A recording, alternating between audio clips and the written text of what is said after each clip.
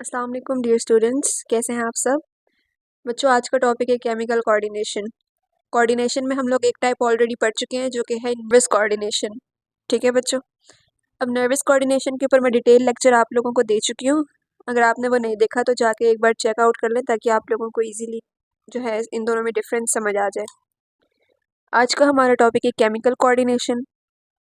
Chemical coordination जो होता है आपको मैंने बताया था कि नर्वस कोऑर्डिनेशन को कंट्रोल करने के लिए न्यूरॉन्स प्रेजेंट होते हैं, इसको कंट्रोल करने के लिए हार्मोन्स प्रेजेंट होते हैं। और हार्मोन्स कहाँ से रिलीज होते हैं? ग्लैंड्स से रिलीज होते हैं। और उस पूरे ग्लैंड जितने भी हमारे ग्लैंड्स हैं सबको कलेक्टिवली हम लोग एंडोक्राइन सिस्टम या फिर एक्सोक्राइन सिस्टम बोलते हैं। ठीक है, तो chemical coordination is controlled by endocrine system. ठीक है, और इसकी जो स्टडी होती है एंडोक्राइन सिस्टम की, study of endocrine system is called endocrinology. All right, then we have types of glands. There are two types of glands, exocrine glands और endocrine glands. exocrine क्या होता है? ये ducted glands होते हैं। moreover these are ductless glands. फिर क्या होता है कि ये secrete chemicals करते हैं ducts के अंदर और ये blood के अंदर डायरेक्टली उसको रिलीज कर देते हैं। ठीक है, केमिकल्स को। अब क्या होता है यहाँ पे एग्जाम्पल्स में देखिए, मेमरी ग्लैंड्स होते हैं, ठीक है, सिलेवरी ग्लैंड्स होते हैं, इसके अलावा स्वेट ग्लैंड्स भी होते हैं।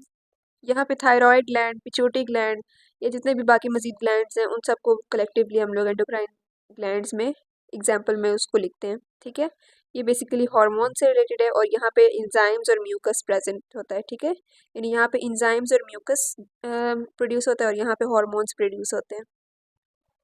अब बच्चों, हार्मोन्स क्या होते हैं? Hormones are organic soluble compounds.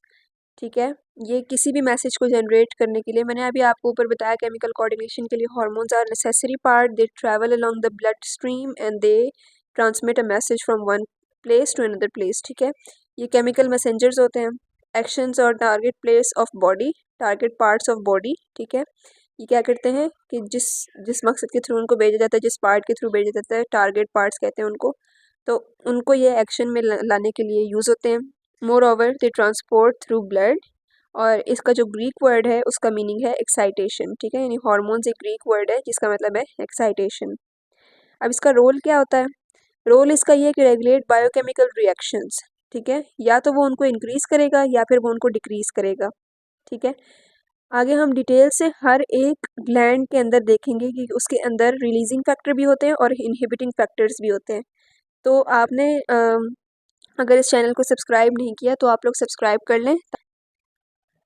तो इंक्रीज में भी हम देखेंगे और डिक्रीज भी देखेंगे, कौन से एंजाइम्स जो होते हैं वो इंक्रीज करते हैं किसी बायोकेमिकल रिएक्शन को और कौन से डिक्रीज करते हैं। ठीक है, यानी वो उनको ज़ाहिर स्टॉप तो नहीं कर सकते but they decrease down that process. तो टाइप्स ऑफ एंजाइम्स में हमारे पास आते हैं अमाइनो एसिड्स, पॉलीपेप्टाइड, प्रोटीन और स्टीरॉइड्स। और अमाइनो एसिड की एग्जांपल में थायरोक्सिन, T3, T4, इसको हमने बहुत डिटेल से एक और लेक्चर इसके बारे में मैंने पोस्ट किया हुआ है, वो आप जाके ज़रूर देखें। मोर ओवर एपिनेफ्रीन और नॉन एपिनेफ्रीन जो है ये भी इसकी एग्जांपल्स में आ जाती हैं। ADH वेजोप्रेसिन जो है ये भी हमारे पास किसकी एग्जांपल आ जाती है? पॉलीपेप्टाइड की। और ऑक्सीन जो है ये भी हमारे पास पॉलीपेप्टाइड की एग्जांपल है। अब प्रोटीन्स में कौन से हैं? ग्लाइकोजन और इंसुलिन। ठीक है, स्टीरॉयड में टेस्टोस्टेरोन, एस्ट्रोजन और प्रोजेस्टेरोन। ये आप लोगों ने बस याद रखना है क्योंकि हम लोग आगे जब इनको डिटेल से डिस्कस करेंगे तो आप लोगों को याद रहे कि टेस्टोस्टेरोन जो है वो किस एंजाइम का पार्ट है, किसकी एग्जांपल है, ग्लाइकोजन किसकी एग्जांपल है, एपिनेफ्रीन, नॉन एपिनेफ्रीन ये किसकी एग्जांपल्स हैं। ठीक है, तो ये आपने याद रखना है। होपफुली आपको समझ आ गया होगा। Thank you so much.